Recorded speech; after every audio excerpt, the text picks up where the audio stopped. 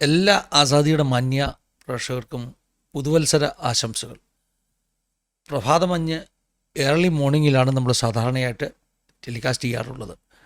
എന്നാൽ പുതുവർഷമായതുകൊണ്ട് ഇന്ന് new year meeting കഴിഞ്ഞ് രാവിലെ ഏർലി മോർണിംഗ് നമുക്ക് നമ്മുടെ പ്രോഗ്രാം ചെയ്യാൻ പറ്റിയില്ല. എന്നാൽ രാവിലെ ദൈവത്തിൻ്റെ ആത്മാവ് സംസാരിച്ചൊരു മെസ്സേജാണ് ഈ ഒരു സെഷനിലൂടെ നമ്മൾ പങ്കുവെക്കുവാൻ ആഗ്രഹിക്കുന്നത്. ആരംഭത്തിൽ തന്നെ നല്ലൊരു വർഷം എല്ലാ ആസാദിയുടെ പ്രേക്ഷകർക്കും ലഭിക്കട്ടെ എന്ന് ആശംസിക്കുകയാണ്.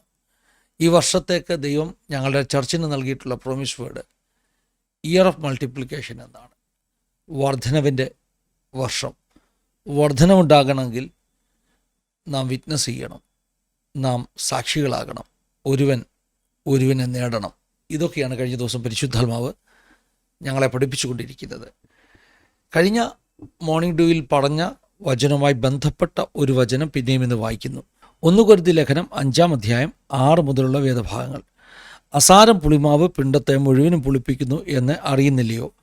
നിങ്ങൾ പുളിപ്പില്ലാത്തവരായിരിക്കാൻ തക്കവണ്ണം പുതിയ പിണ്ടമാകേണ്ടതിന് പഴയ പുളിമാവ് നീക്കിക്കളവിൻ. നമ്മുടെ പെസഹ കുഞ്ഞാടും അറക്കപ്പെട്ടിരിക്കുന്നു, ക്രിസ്തു തന്നെ. പുളിപ്പില്ലായ്മയെക്കുറിച്ചാണ് ഇവിടെ പറഞ്ഞിരിക്കുന്നത്. പുതിയ പിണ്ടമാകുക, പുളിപ്പില്ലാത്ത ഒരു ജീവിതം. പുതിയ വർഷം പുളിപ്പില്ലായ്മയുടെ ഒരു ജീവിതമായി തീരുവാൻ നമുക്ക് സമർപ്പിക്കാം, നമുക്ക് തീരുമാനിക്കാം.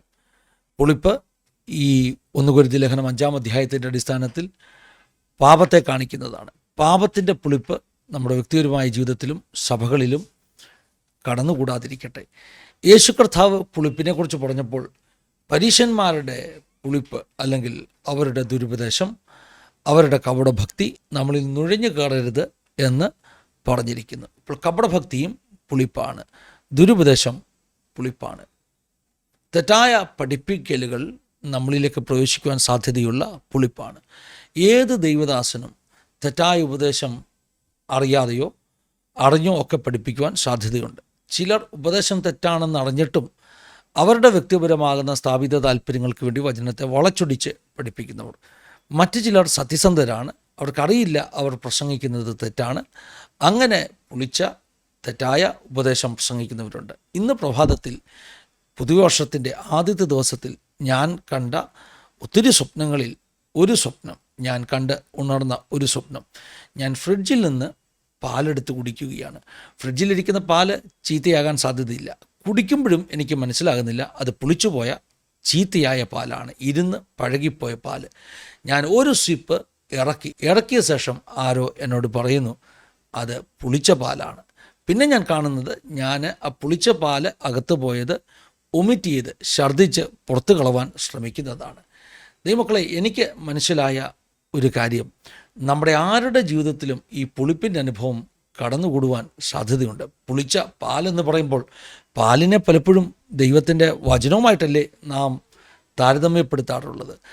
വചനമെന്ന മായമില്ലാത്ത പാൽ. എന്നാൽ ആ പാലിൽ പുളിപ്പ് കയറിയാലോ? വചനത്തിൽ പുളിപ്പ് കയറുമെന്നല്ല ഞാൻ പറഞ്ഞത്. വചനം പ്രസംഗിക്കുമ്പോൾ തെറ്റായ വ്യാഖ്യാനങ്ങൾ നാം നടത്തിയാലോ?